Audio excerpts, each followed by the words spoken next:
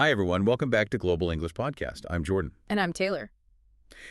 I want to kick off this deep dive with something I think every single person listening can relate to, especially if you're trying to do something big like learn a new language. Oh, I think I know where you're going with this. Yeah, it's that feeling, you know?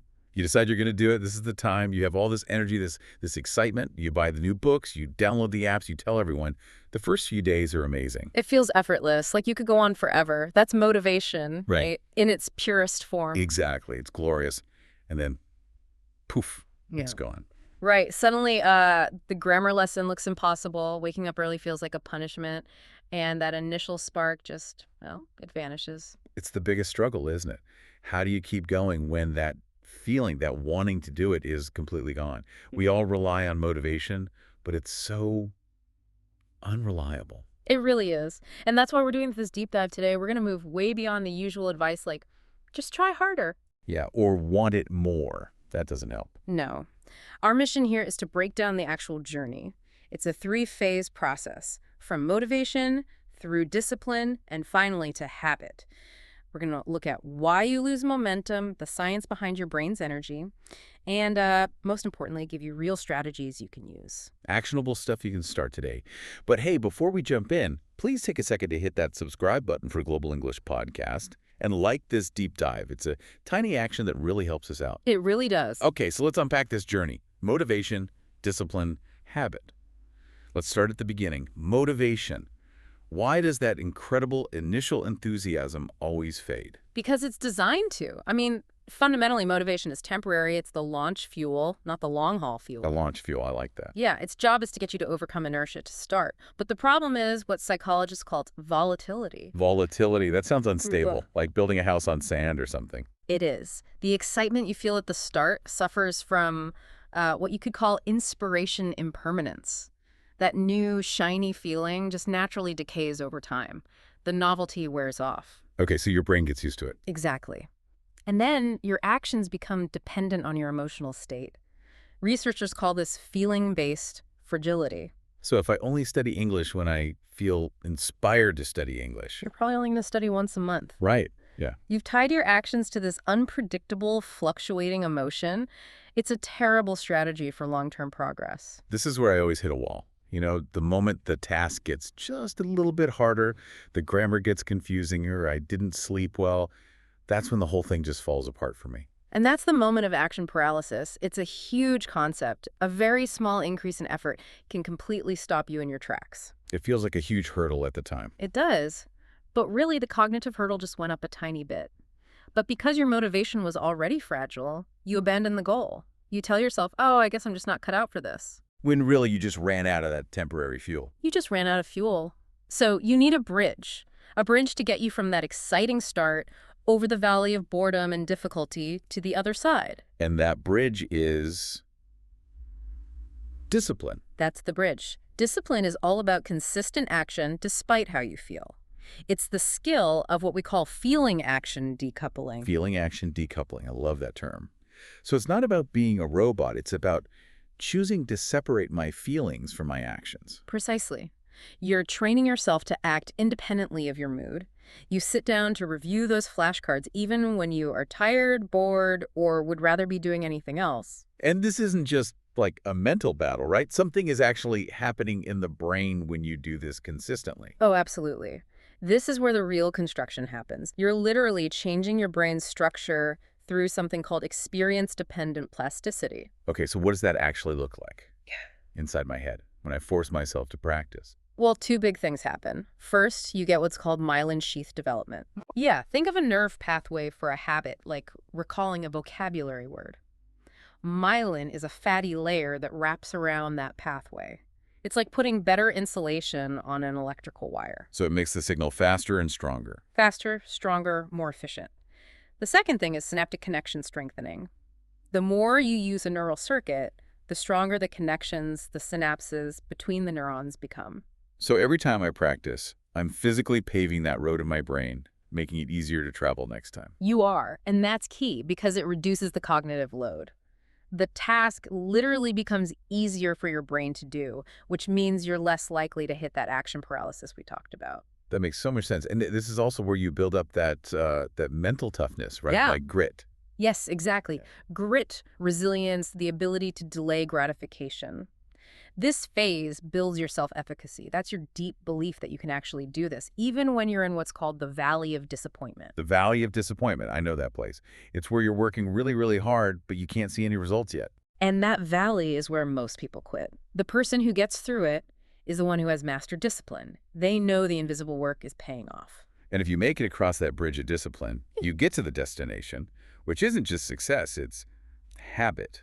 What does that end state feel like? It feels like freedom. It's the liberation phase. The behavior becomes so automatic, it requires almost no conscious thought. This is the cognitive liberation effect. So you're no longer wasting willpower deciding if you should study. You just do it, like brushing your teeth. Completely. The habit is now running on a different part of the brain. It's created willpower independence. It frees up your conscious mind for harder problems. I mean, the researcher Wendy Wood found that about 43% of what we do every day is just habit. 43%. Almost half our day is on autopilot. And that's the goal. You use motivation to start, discipline to build the wiring, and habit to make it effortless. Okay, that framework is so clear. But it brings up a huge question. Why do so many of us fail to build that discipline bridge? I think it comes down to a fundamental mistake in how we approach our goals. We focus way too much on the destination, the goal, and we completely forget to design the vehicle, the system. Oh, I am so guilty of this. I always think, my goal is so big and inspiring, that'll be enough to keep me going. And it never is. It never is. Goals are exciting, but focusing only on them is, it's a trap. Goals are great, for one thing. Setting a direction, they're the compass. But systems are what actually make the progress. James Clear really popularized this idea. Okay, let's get super clear on the definition here. What's the difference between a goal and a system? Can you give us an example? Totally. A system isn't the dream, it's the process. It's the small daily actions. So for a writer, the goal is to write a best-selling novel. Right, the outcome. The system is their commitment to write 500 words every single morning, whether they feel inspired or not. Got it. So for someone learning English, the goal is fluency. The system is the 15 minutes of flashcards every day, listening to a podcast on the commute, and 1 hour of conversation practice every Saturday. That's the system. It's the machine. And if you just focus on running the machine perfectly every day, the goal almost takes care of itself. So why is focusing only on the goal so bad for us? The sources laid out, I think, 4 big problems. Let's start with the first one, which is really counterintuitive. Winners and losers have the same goals. Yes. This gets at a cognitive bias called survivorship bias. We see successful people and we see their ambitious goals, and we assume the goal created the success. But that's not the full picture. Not at all. I mean, think about it. Every single person who applies for a job wants the job. Every athlete at the Olympics wants to win the gold medal. The goal is the same for everyone. So if everyone has the same goal, the goal itself can't be what makes the difference. It can't be. The differentiator is the system. The winner is the one who had a better system of daily, continuous improvement. It's the boring, consistent practice that no one sees. That's the difference. I love that. So the goal is just noise, in a way. The system is the signal. 100%. Okay, that leads right into problem number 2. Achieving a goal is only a momentary change. Right. This is the classic messy room problem. Your goal is to have a clean room. So you spend a whole Saturday on it, this huge burst of motivation, and for one glorious moment, the room is clean. Goal achieved. And it feels great for about a day. Exactly, because you didn't change the system that created the mess in the first place. The habits of leaving clothes around, not putting things away, the clutter just comes right back. You're just treating the symptom, not the cause. Yes. You have to solve problems at the systems level. If you create a system for handling mail as soon as it comes in, the pile of mail never gets a chance to build up. That is so powerful. You're not stuck in that loop of constantly chasing the same temporary result. And that constant chasing brings us to the third problem. Goals restrict happiness. Oh, this one is huge. The idea that I'll be happy when. Exactly. Once I get fluent in English, then I'll be happy. Once I get the promotion, then I'll be satisfied. You're constantly postponing happiness until you reach the next milestone. And as soon as you reach it, you just set a new one. It's a happiness trap. It's a total trap. It creates this black or white mindset. Either I succeed and I'm happy for a second, or I fail and I'm a loser. But when you focus on the system, you flip the script. How so? You learn to fall in love with the process. You can feel successful every single day that you execute your system. So it's not about waiting for the big win in the future. It's about the small win I get right now, just for showing up and doing my 15 minutes of practice. That's it. It creates immediate, sustainable satisfaction. It's a much healthier way to live. Okay, and that brings us to the final big problem with goals. Problem 4, the yo-yo effect. Yes. Goals can actually be at odds with long-term progress. Think about someone who trains for 6 months to run a marathon. Okay. They're super dedicated. They train every day. They cross the finish line. Goal achieved. What happens the next morning? They probably don't go for a run? Probably not. In fact, they often stop running completely for months. Why? Because the goal that was driving them is gone. They yo-yo back to their old habits. The purpose of the system was just to achieve that one thing. Exactly. The purpose of setting a goal is to win the game. But the purpose of building a system is to continue playing the game. True mastery is about committing to that endless process of refinement, not just hitting a finish line. Wow, okay. So we need a system, and we need discipline to run that system. Which brings us back to the fuel. What powers discipline? You said it requires actual energy, which can lead to something called ego depletion. Right. This is where we get into the biology of it. Ego depletion is just a term for a state where your self-control resources are low. The ego just means the self, and depletion means you've used up the resource. Sort of like mental exhaustion. It's exactly like mental exhaustion. Think of your willpower or self-control as a finite resource. It gets used up by any act of self-regulation. Wait, so you're telling me that every time I resist checking my phone or force myself to focus on a boring task, I'm literally burning a limited fuel? Yes, and it's a single fuel tank for everything. The energy you use to be polite to a rude coworker is the same energy you need later to make yourself study English. No way. So what happens when that tank gets low? The consequences are very predictable. Your top-down control weakens, and your more automatic, impulsive behaviors take over. Like what? Well, studies show depleted people are more aggressive, they're more likely to overspend, they eat more junk food. Essentially, your worst habits and impulses have an easier time taking the wheel. This is a huge reframing for me. I always thought bad self-control was a character flaw, but it sounds more like an energy management problem. It's very much an energy management problem, and it's not just about resisting temptation. The science shows a lot of things drain this battery. Okay, what else depletes us? Forcing yourself to stifle emotions, like putting on a happy face at work when you're frustrated, pushing through a difficult or boring task. Yeah. And this one is critical, making decisions. Wait, really? Just making a decision uses up this energy, even small ones? Even small ones. Especially in our modern world where we have endless choices. Having to make a series of decisions, even minor ones, causes significant depletion. We call it decision fatigue. Decision fatigue. I feel that on Sunday nights, trying to pick a movie to watch. That's a perfect example. And when you're depleted, you're much more likely to just choose the default or the easiest option. This is called passivity. You just don't have the energy to make an active, well-thought-out choice. So what's happening biologically? Is my brain just, like, running out of sugar? That was the original theory, the glucose link. And glucose is still relevant. Low blood sugar does predict poor self-control.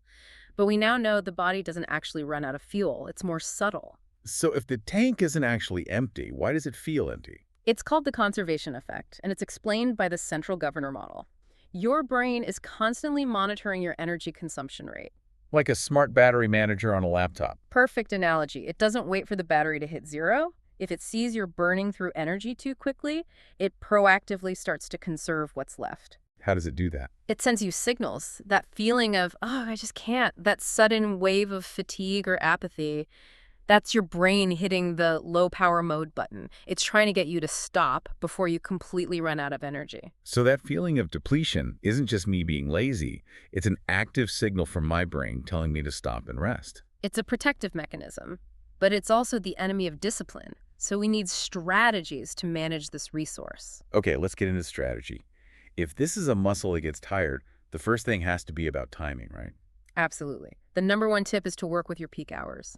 Do your most difficult, important tasks, your deep work, your focused studying, when your willpower is at its highest. Which for most people is earlier in the day. For most people, yes. Before 1,000 small decisions have drained the tank, you have to front load your day with what matters most. Okay, but what about that 3 p.m. slump? when you're already feeling mildly depleted. Can you fight back? You can, but you have to be smart. Pushing through severe depletion is almost impossible. But for mild depletion, there are a few scientifically backed ways to get a temporary boost. Give me the quick fixes. Okay, first, the obvious one, ingesting glucose, a small piece of fruit, for example. It signals to your brain that more fuel is available, which can convince the central governor to release a bit more energy. So it's not the sugar rush, it's the signal. It's the signal. Second, induce positive affect.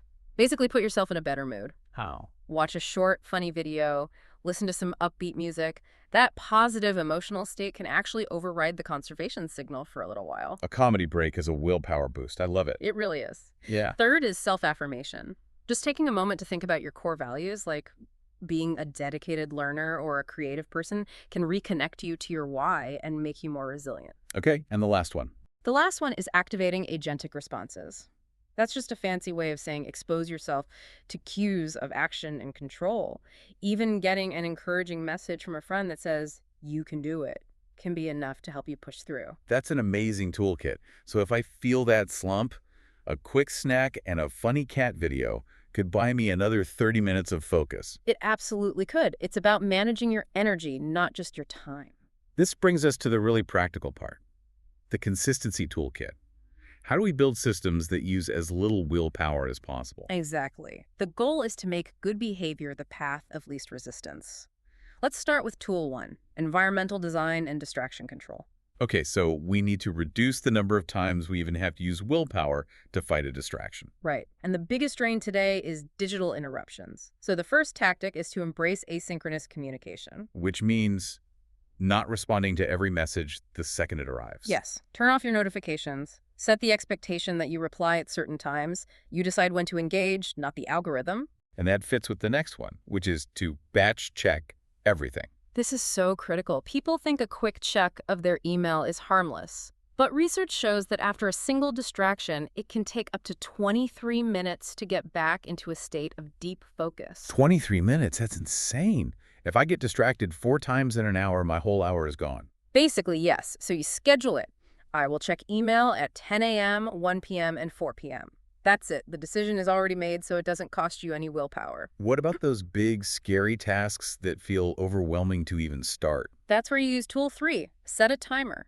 The Pomodoro technique is famous for this. Right. 25 minutes of focus, 5-minute break. Exactly. Instead of thinking, I have to study for 3 hours, you just commit to one 25-minute block. It makes the task feel manageable, so your brain doesn't hit the conservation alarm right away. And what about for people in noisy environments like an open office? Tool 4. Use a do not disturb signal. The simplest one is just putting on headphones. Even with no music playing, it's a visual cue to others that you're in focus mode. It saves you the energy of having to fend off interruptions. Okay, this is all about external control. What about our calendars? Big one. Tool 5. Protect your calendar. If your calendar is wide open, other people's priorities will fill it. You have to block out time for your deep work. 9 to 11 a.m. is my focused study time. It's non-negotiable. I like that. It reduces the cost of switching between tasks all the time. Exactly. The next one seems simple, but it's important. Tool 6. Set goals and add urgency. A system needs a direction. Having a clear, time-bound, goal like an exam date creates a healthy pressure that helps you prioritize. And what's the last one for environmental design? Tool 7. Create quiet spaces in your head. This is about managing information intake. Be conscious of what you're feeding your brain. Sometimes the biggest distraction is our own internal chatter. We need to create moments of quiet to think clearly. That's a powerful set of tools. Okay, let's move to tool 2, starting small. The tiny habits idea. Yes. We know consistency builds the neural pathways, but to be consistent, the initial action has to be, as you said earlier, almost comically small. So small you feel silly not doing it. Exactly. Not study English for an hour, but review one flashcard. Not go to the gym, but put on my running shoes. Because it requires almost zero willpower to start. Right. It bypasses that resistance. Yeah. And you build momentum. And you have to be patient. Research shows it takes, on average, about 66 days of consistent practice for a habit to become automatic. 66 days. That's a long time. So the small start is the only way to make it through. It's the only sustainable way. Okay, so we've designed our environment, we've started small. Now we need to make the new habit more attractive to our brain. Tool 3. Contingency management or rewards? This is where we hack our brain's dopamine system. Your brain doesn't just want pleasure, it wants the anticipation of pleasure. We can use rewards to make our brain anticipate the completion of a good habit. So we're linking something we want to do with something we need to do. Precisely. But the rules for rewards are very, very important. Let's go through the do's and don'ts. What's the biggest don't? Don't reward a healthy habit with an unhealthy one. Don't celebrate a week of healthy eating with an all-you-can-eat pizza binge. It sends a contradictory message and undoes your hard work. Okay, that's a classic mistake. So what's the do? Do make the reward healthy, self-caring, and out of the ordinary. Something that feels like a genuine treat you wouldn't normally do, a massage, a new piece of tech, a day trip somewhere. Something that feels special. And that brings us to the fooling strategy. The pedicure principle. The pedicure principle. This is about swapping a negative habit for a completely unrelated, high-value, positive reward. It works because dopamine is domain general. The brain just wants the reward. It doesn't really care where it comes from. So I can tell my brain, if you do 30 straight days of studying, you can buy those new headphones you've been wanting. The two things are unrelated, but the brain doesn't care. It doesn't care. It will help you focus on the studying to get that dopamine hit from the headphones. But you have to be strict. Right. So do be specific about the contingency. It has to be black and white. If I study for 150 minutes this week, I get to watch a new movie on Friday. No exceptions. No exceptions. And finally, do scale your rewards. Start with small rewards for small milestones to get the ball rolling, then have bigger, more exciting rewards for bigger achievements, like 3 months of consistency. This all makes so much sense. Okay, last tool in the toolkit, tool 4. Self-monitoring and accountability. You can't improve what you don't measure. Self-monitoring is like holding up a mirror to your own behavior. You start to see the patterns you were blind to before. Like realizing I always procrastinate when I haven't eaten properly. Exactly. And you should track both quantitative data minutes studied, words written, and qualitative data. How you felt, what was distracting you. This gives you the full picture. And there are tons of apps for this now, right? Technology is your best friend here. Habit trackers like Habitica, time trackers like Rescue Time, they do the monitoring for you, which saves you willpower. And the final piece of the puzzle, accountability. This might be the most powerful tool of all. Simply telling a friend or a mentor your goal creates an external structure. It's much harder to skip your study session when you know someone is going to ask you about it tomorrow. That social pressure is a huge motivator. It's massive. It adds a layer of consequence that your brain's conservation instinct can't easily ignore. So to pull this all together, the journey starts with that spark of motivation, but that's just the start. The real work is building a system for discipline that manages our energy, controls our environment, and uses smart rewards to carry us all the way to the finish line of effortless habit. That is the complete roadmap.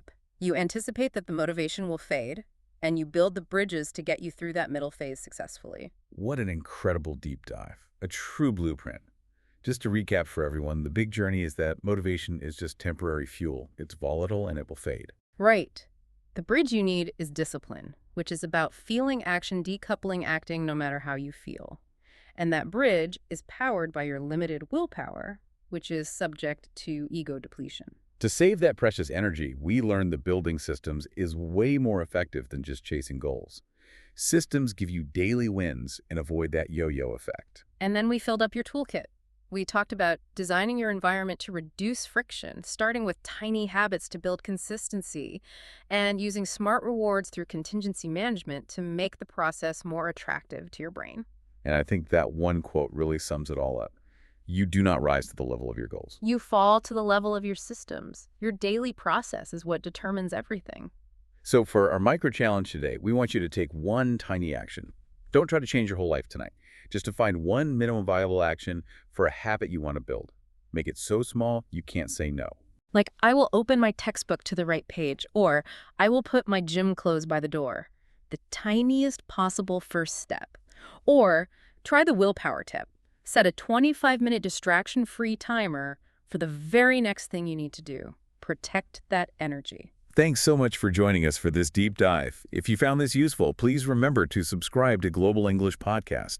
We've got more deep dives like this coming your way. We really hope this helps you get from the chaos of motivation to the freedom of habit. I'm Jordan. See you next time. And I'm Taylor. Bye.